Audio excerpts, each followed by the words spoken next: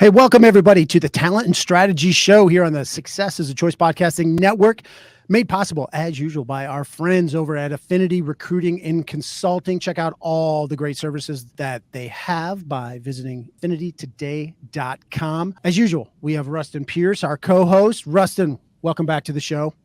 Good morning. Good morning to you. And our special guest today is Lieutenant Colonel RaShaun Warren. RaShaun is professor of military science at the University of North Alabama.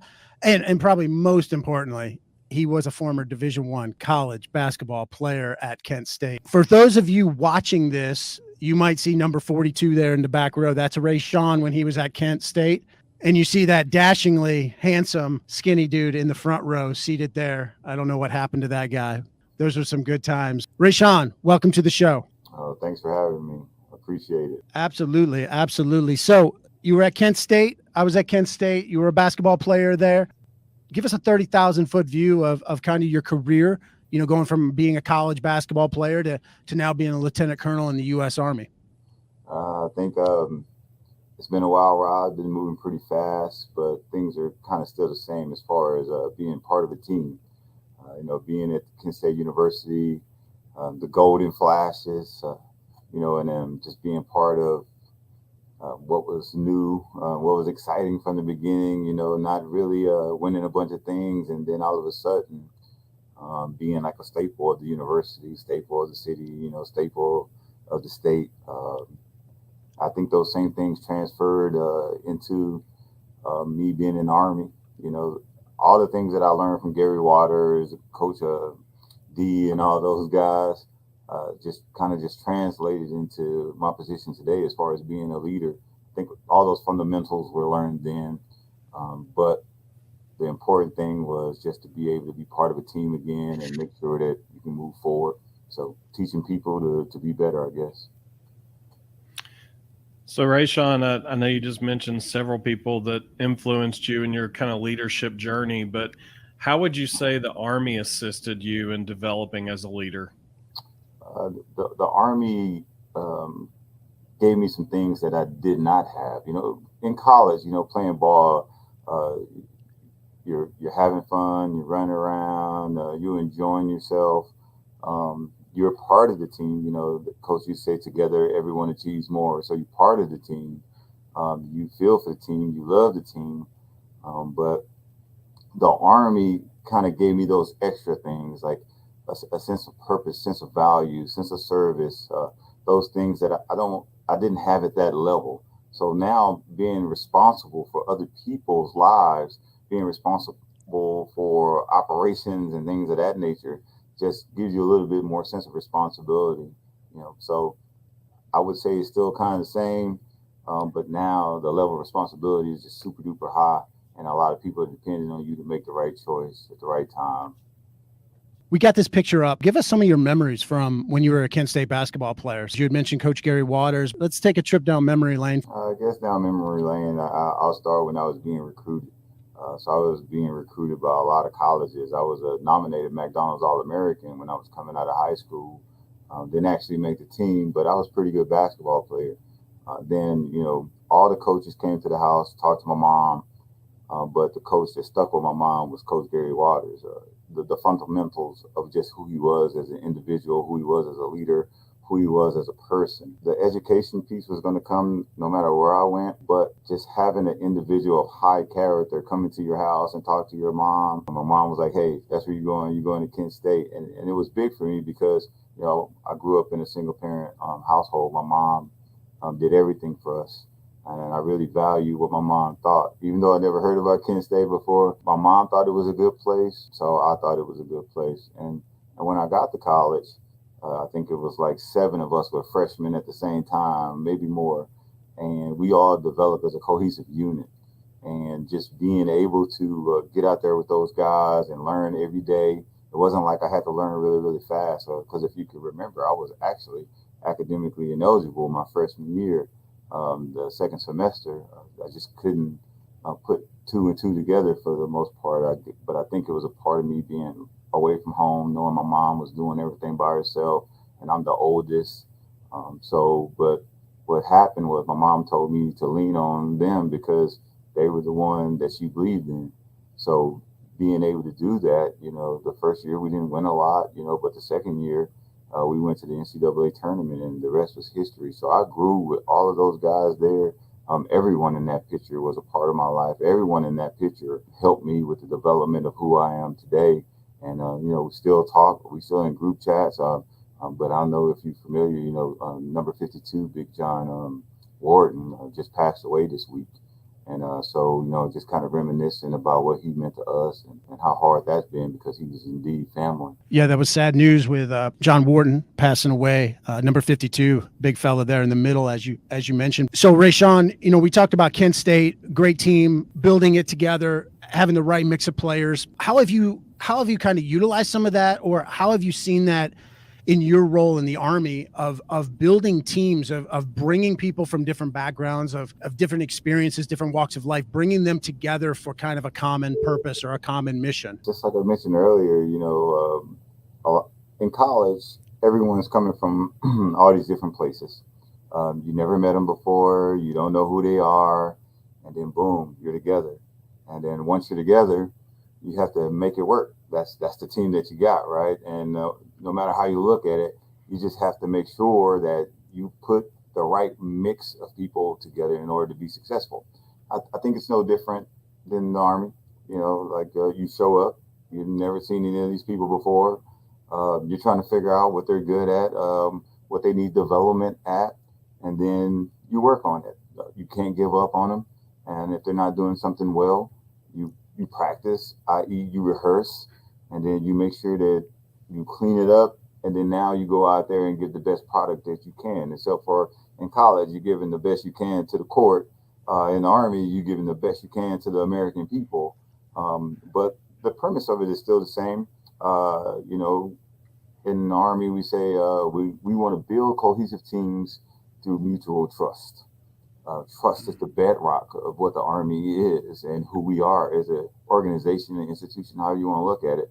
So it's important that me here as a professor of military science, the team leader, that the team leader can have people or convince people that, hey, I'm here for you. I'm on your team. Follow me. I will lead the way. I will be the example. And some things I don't know how to do, but if you know how to do it, I accept you teaching me, and now you just added something to my kit bag. And the same thing in college. Hey, I'm not a good free throw shooter, maybe. All right, let's get on the free throw line with somebody who can shoot the free throws. Hey, these are the mechanics. Let's go. So you mentioned trust there, and I think a big part of trust is, or a big part of gaining trust is having the self-confidence that people can trust you and that they understand that you believe in what you're doing as well. How important would you say self-confidence or believing in yourself is to being a leader? It is imperative that you believe in who you are as a person, as a team member, because what you bring to the fight, people need. You may not be the smartest guy, but you may be good with other things, putting things together. You may be good at explaining points. I would always laugh sometimes when, sometimes the analytical piece doesn't work the way we think it's going to work. But that person who has let's say something similar to street smarts, right? They recognize negative patterns and then they're like, hey, that doesn't look right. I think we may need to do this. So belief in self instills trust in others. If you were, when I was going through officer candidate school and I was running across the field one time, but I was in charge. So I'm running across, I'm trying to figure something out, and the LT stopped me. He was like, hey man, what are you running for? I said, I'm behind, I got to get this thing squared away. And he was like, you're in charge now. If you're running, then they're going to think something's wrong. He said, understand that something's wrong, go address it, then come back. And he said, and everything will be okay. So I took that. I learned that day one in the Army, in officer candidate school. And I was like, you know what? He's absolutely right. You think about the people that you followed in the past. Think about the people that you work with.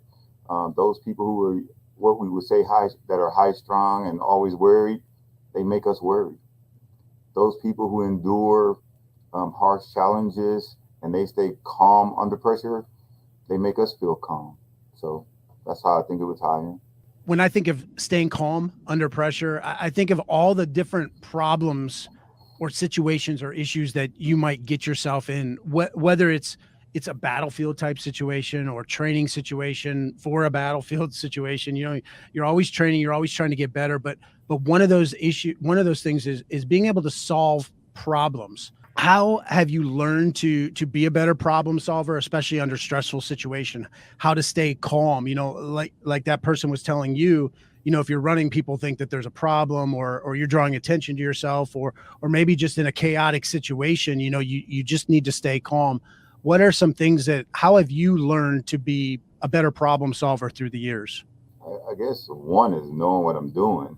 You know, competency means a lot. So if you're competent in the task at hand and you understand what you're supposed to do from a doctrinal perspective, when things start to mess up, you're like, okay, this is not going the way I thought it should go or how the book said it should go.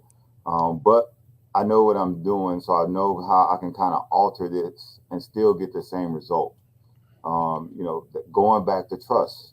If you're with a team of people that you absolutely trust, when something goes wrong, you can lean on them because you know that they're probably as competent as you are. Uh, I tell the youngsters here at the University of North Alabama is that we all learn with the intent to teach. Everything we're learning because we're going to have to teach somebody else how to do it. And sometimes the doctrine will fail us because, you know, who knows, we may go out to do something and it starts snowing. We didn't count on that happening. The environment changed, right? And so we can't probably use the tool that we intended to use in the first place. We have to figure out what we're going to use now. Maybe you crank up the truck and the truck don't start. You know, so I'm not a mechanic. So I have to figure it out. Like, okay, which one of y'all? Oh, I brought you with me because you're the mechanic guy, just in case some of this stuff happens. Like your show, you know, it's like if something starts to mess up with technology guy, where you at? Get me back rolling. Those are some of the things that we all do, but in the Army as a whole, we just make sure we got the right people around us in order to operate effectively. Take us through a week in the life of Professor Warren. What does it look like at the University of North Alabama to be in your shoes in a typical week? So a typical week for me is so it's a lot different than the regular Army because you're at the university, teach, coach, and mentor young kids who have. I'm their highest officer. I'm the highest officer that they will run into here. You know, so understanding that when I wake up, that I'm the example. I'm who they're seeking to be. So I get up in the morning. My morning is I get up at 3:30 in the morning.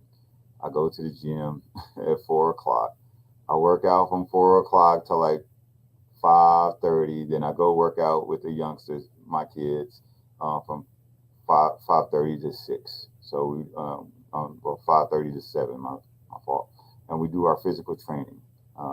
But the reason I do that is because I'm older, so I have to get warmed up before I get out there with them because I want to give my best. I want to be the example.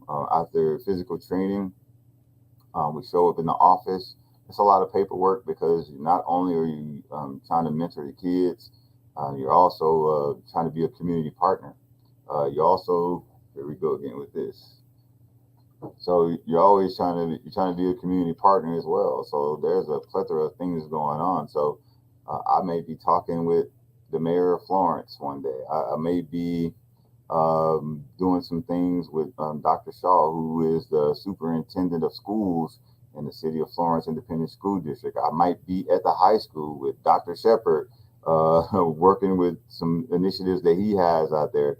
And then I have to come back and teach a class at 1 o'clock, 1300. And then to make sure that the kids are squared away, and then get done with that. And I might have to go to another place and recruit. All of those things are intertwined. But the important thing of it all is that you're showing the youngsters that we're leading here that, hey, you can do multiple things and still be effective. So like the Army stance, I guess, is for officers is you're always going to have a lot of things to do. You have to figure out how to prioritize. You have to figure out how to communicate. You just have to figure out how to get results and get things done. And that's kind of what a day looks like for me. Well, one of the ways, you get things done or achieve things is by people. You have people, you're surrounded by people. You've been in charge of people throughout your Army career. Now you're in charge of students, teaching them, training them. What are some ways that you've found to maximize or to utilize people's individual strengths or maybe to motivate them? Because not everybody is the same person. Not everybody has the same strengths. So how do you kind of get the best out of people and help them to reach their potential? Well, you just got to know who everybody is. Everyone comes into, just like in college, everybody comes to the team with some different background. Like I told you, I come from a single parent household. My mom was like super awesome about pushing us. She didn't have to tell me. I just witnessed her hard work every day. To what she had to do to raise 5 Writing Bunches kids, And then so here, I think they have to understand that success is intentional and success is deliberate. Like if you want to get ahead and you want to become an active duty soldier and you want to go out into the Army and fight the fight, you have to have a goal. You have to have plans. You have to have benchmarks. But it all starts with the academic piece. Like since you're at the university now, I'm not only worried about can you do your job, I'm worried about how are your grades. Because if you can't get your grades right, then you can't be an officer. You can't be a commissioned officer if you can't graduate. So that's one piece that's kind of thrown into the mix that no one ever really teaches you how to work through. So sometimes I'm a study partner. Like I've helped people with papers, I've tried to help people with math problems. But I think being a people person in a people organization pays dividends. I think I'm pretty good with people. I know people would want to be around me or know that I would want to help them. And you have to keep that foundation there that, hey, I'm here for you if you need me. And that's kind of the difference of what we work with at the university with raising youngsters. Being somewhere in the active military with grown-ups, they're living their life. That's their job. That's their occupation. That's what we're expecting them to do every day. That's what the Army is paying you to do. It's drastically different than being here with a youngster who could have a bad day and think like, hey, I guess I don't want to really do this thing anymore. But I think the last thing I'll probably say is also being vulnerable. Like I'm a regular person. I'm Lieutenant Colonel Warren, but I'm RaShaun Warren. I have bad days. I have good days. I'm just like you. But if I get knocked down, I'm going to get back up. Every single time I get knocked down, I'm going to get back up because that's what I'm charged to do here. And now you have to tell them, hey man, that's what you're charged to do too. That's what you're up next. I'm the old guy. You guys are up next, and we need you to be resilient. I was laughing at your lights going out because I have a colleague that works at the University of North Alabama, and I can attest that UNA has the most diligent light sensor system I have ever seen anywhere. I have yet to go through a meeting with him where the lights didn't go out during the meeting. Well, And he did the exact same thing. He just sits there and waves his arms, and all of a sudden they're back. Sometimes 2 and 3 times in a meeting. So I was laughing when it went off on you. I was like, man, it's not just his building. It's every building on that campus. Oh yeah. It's real. Yeah. So I'm curious, because you mentioned the work you do with students, and I can't believe that you get up and work out before you work out with them. I don't even know that 4 a.m. exists. But I'm curious, because I deal with students all the time as well. I'm curious, how do you instill in them a desire to want to serve others? How do you get them to understand that serving others is just incredibly important? By go helping others.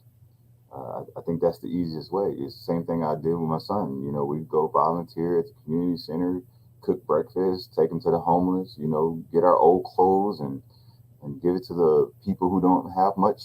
Um, that's what we do here. You know, we since I've been here, we've done over 200 community service projects, over 200 legit ones, not just showing up waving our hands. So we donated water, over 2,000 bottles of water to the American Legion to help the veterans because the pipes don't work well and they can't drink water out of it. So we took that up. We right now we're collecting toiletry items to give to the people who are in need in the city. We go out. We got cars together for the youth so they can have stuff for Christmas. We're doing Valentine cards right now. You know, for the young kids who don't have family members. Like I can go on and on and on, but the community is ours. If you go to my LinkedIn, you'll see a bunch of stuff say community first. I say community first because people helped me when I was growing up. My mom didn't have a lot. My mom was a true warrior getting things together, but I still remember people who helped us. And so in my heart, it's like to pay it forward, you know, like now to them, I'm the example once again. Hey, we can do this and we can do this at a high clip. We don't even have to have a bunch of kids. But since even though we don't have a bunch of kids, I'm telling you, you'll be hard pressed to find another school that does as much as we do. But that's part of who they are now.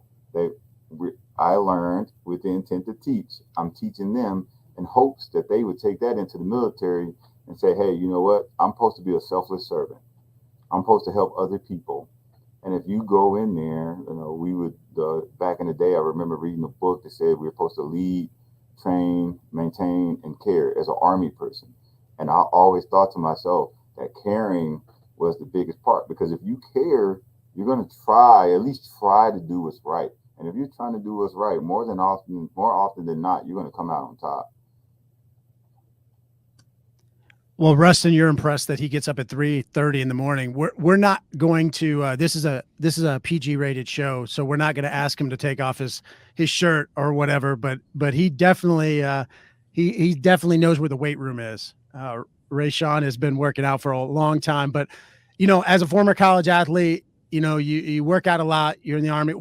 What's been maybe the most challenging thing for you in the Army? Through all these years, was it something physical? Was it the mental part? What's maybe some of the biggest challenges that you had to overcome? I think the biggest challenge that I had to overcome, or I'm still overcoming, is that, you know, just being away from family. You know, like I mean, not necessarily anything physical, you know, emotional, anything like that. Is that I'm always deploying. You know. My branch deploys a lot. My spouse is a principal. You know, she just can't up and move with me. So because the Army has me moving around. So, but her career is her career. She has goals and aspirations as well. My son, you know, being away from him, he's in college. You know, at Purdue A&M. So Rakim is out there doing his best as a mechanical engineering in his third year, right? And then I'm here in Florence, Alabama, working hard, you know. But over the years, I've always been in a different place. I've always had to up and move, knowing that I was going to be by myself. And I think that's another reason why I tie in so much to people wherever I go, because I don't want to feel like I'm just away and I'm wasting my time and I'm, you know, just doing RaShaun things in vain. Here go the lights again. Let me get my wave on. Hopefully. All right. And then so I just want to make sure that even though I'm gone, that everyone knows I'm still working hard. But sometimes it kind of wears on you sometimes, but that's part of being resilient. You know, I understand what I was getting into when I joined the military, and especially having spouse with a super career and goals and aspirations. I think when she finished her doctorate degree, I already knew she wasn't going anywhere with me anymore. But I was like, hey, go pursue what you want to pursue, because I'm doing the same thing, right? So what is your favorite thing to do at the gym? What's your favorite activity? My favorite activity at the gym. I mean, mine's resting. Mine is the resting between sets. That's my favorite. And then going to get a drink. That's my second favorite. Well, I can't even spell gym. Well, I think at the gym for me, like I'm bigger than most people all the time. Right now I'm like 295, right? So I'm 6'7", 295. So like sometimes I'll like just go pick up something just because somebody picked up something that was heavy. I'm like, oh, I could pick up something heavier than that. So my wife tells me, he's like, hey, you need to stop going lifting all that heavy weight. But I think that's the cool part about just going to the gym and just working on myself. Honestly, I think just working on myself at the gym and hoping to stay healthy with that in mind, just being there just gives me a sense of release and give me a outlet, if you will.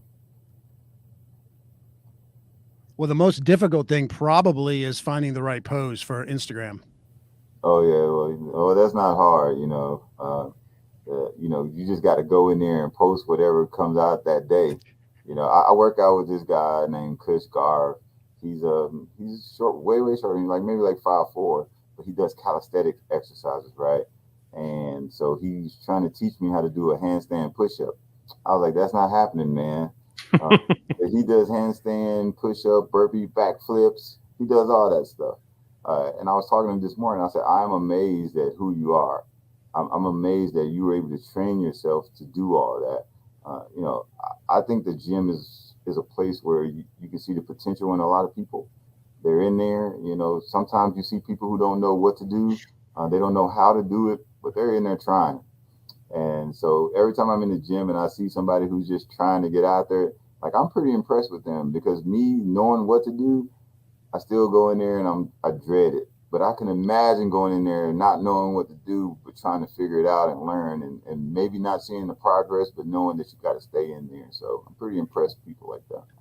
So did I just hear you correctly? You're 6'7", right? Yes. And did you just say that you work out with a guy that's 5'4"? Well, let me tell you this. I cannot do 75% of the stuff that he can do. Oh, I'm sure. I That just need to see a photo of that, though, because that has to look absolutely hilarious. Oh yeah. He's my boy. He's pretty cool, but it's not about the size. Remember that. It's all about what you bring to the table. You get in there and you get after it. Like, of course, I can lift more than him. I can pick up more than him, but I don't have control of my body like him. Right. So he's teaching me some things that I didn't have in my kit bag, and you got to be a willing learner. It doesn't matter what they look like or how they talk or how they act. If they have something to offer, you can get it from wherever it's at. You just got to be willing to accept it. Well, we like to close the show with some parting thoughts, some parting words of wisdom to get the audience, give the audience some extra takeaways. So we'll start with Ruston and then go to you, RaShaun. But Ruston, what are some of your takeaways or some of your thoughts on today's show? My only takeaway is just I'm thankful for people like RaShaun Warren. I'm around young people all the time, between my own kids' friends, working in schools forever. I'm around college students all the time. I know the value of people like RaShaun and what he brings to those individuals' lives. It's refreshing to hear that there's still people doing the things that you do every day. So I just commend you for how you pour into those lives, and hopefully as a country we can start cultivating more people like you, and the kids that you're pouring into hopefully take what you're giving them and learn and grow and do the same for other kids down the road. Appreciate that. RaShaun, what kind of parting thoughts do you want to leave us with today? I will leave everybody out there with three things. Three things that I've heard recently. I think I said the other one at the beginning, that you got to really believe in yourself and remember that success is intentional and deliberate. It's all you. If you need to figure it out, you will figure it out. The next one would be you can sit around listening to testimonies, or you can become one. So we always hear stories about how other people are out there and they're winning and they're achieving and they're having all this good stuff happen to them. I would say make your own story. Have people listen to your testimony and figure out what you're doing and how you're going to get out there. And the last thing I would say is love yourself. And I say love yourself because I spent a long time not loving who I was. I just maybe just because of how I came up and I didn't see my life wasn't like everybody else's, and I wanted what everybody else had, and then I just had this epiphany one day that like my life is awesome. I get a chance to do a bunch of stuff. I can play ball, I can run, I can jump. I went to college. I'm in the Army now, and I think once I started loving myself, my life got a lot better. And that's what we want to tell these kids here. Love who you are. Believe in yourself. Believe in your ability. Don't worry about the things that you cannot do. Worry about the things that God has given you the ability to do. Well said. And we appreciate your time. We appreciate your service. We appreciate all the great stuff that you're doing, the positive impact you're making in this world, one student at a time. And it's awesome. I'm so happy for you. It's been awesome, seeing you, as you mentioned, coming into Kent State and having some academic issues to start with, but persevering through that and overcoming that and becoming a really good ball player, but more importantly, becoming a good family man and a good soldier and a good teacher and a person of influence. So thank you for all that. We appreciate that and keep up the good work that you're doing on a daily basis.